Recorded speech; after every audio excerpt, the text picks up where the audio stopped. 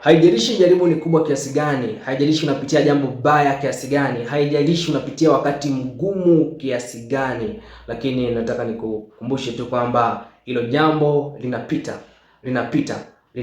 Hilo jambo haliwezi kudumu. Wakorintho wa kwanza sura ya 10 mstari wa 13 imeandikwa, jaribu halikuwapata ninyi isipokuwa lililo kawaida ya wanadamu, ila Mungu ni mwaminifu, ambaye hata waacha mjaribiwe kupita mwezavyo,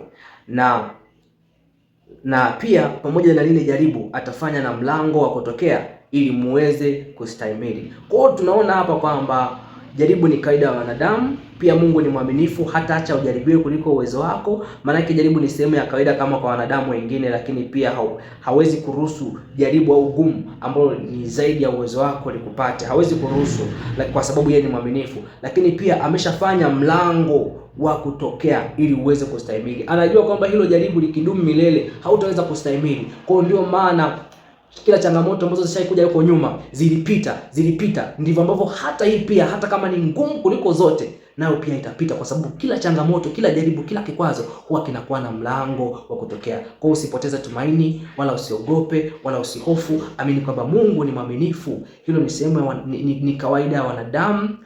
Pia unaliweza hilo jaribu, na zaidi lina mlango wa kutokea. Ubarikiwe na utiwe nguvu.